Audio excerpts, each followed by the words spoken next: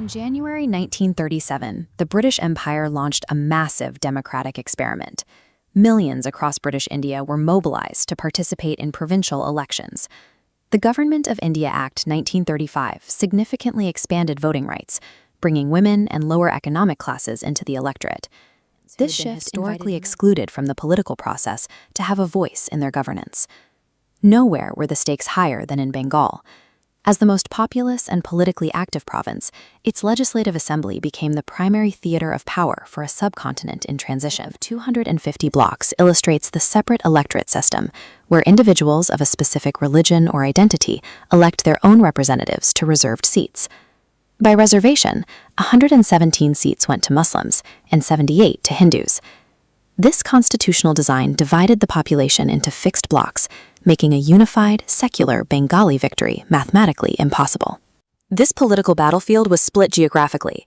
In urban centers like Calcutta and Dhaka, the political machine relied on a wealthy, educated elite who had held power for generations. This urban demographic formed the backbone of the Bengal Provincial Congress. Under the leadership of Sharat Chandra Bose, the Congress remained deeply skeptical of the 1935 Act, even as they campaigned to control the new assembly. Their primary opposition was the Muslim League. Led by Khwaja Nazimuddin and M.A. Jinnah, the League sought to unify the Muslim vote, focusing its energy on representing the interests of the Urdu-speaking elite and the landed gentry. But in the rural fields, a third force emerged.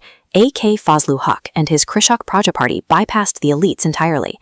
Huq traveled from village to village, speaking in local Bengali dialects to mobilize the peasantry against the establishment that had long exploited them. For these millions of rural voters, the 1937 election was about more than ideology. It was a direct class war for survival against the powerful landlord establishment. The final results left the province in a deadlock. The Congress won 54 seats, the Muslim League took 43, and Huq's party secured 36. This created a hung assembly, where no single political party had enough seats for an absolute majority. But mathematically, if Fazlul Huq and the Congress merged their seats, they would have a comfortable majority to enact radical land reform and dismantle the landlord system. But the Central Congress leadership, led by Jawaharlal Nehru, refused. They were committed to a policy of total non-cooperation with the British, directing their provincial branches to stay out of any coalition formed under colonial oversight. This decision left Huq isolated. Without the support of the Congress, his populist movement was paralyzed, unable to govern the very peasants who had just handed him a mandate. Out of desperation, Huq formed an alliance with his ideological enemies. He entered a coalition with the landlord-dominated Muslim League to secure the premiership, effectively joining forces with the very elite he had campaigned to overthrow. This strategic demand for political purity by the Congress backfired.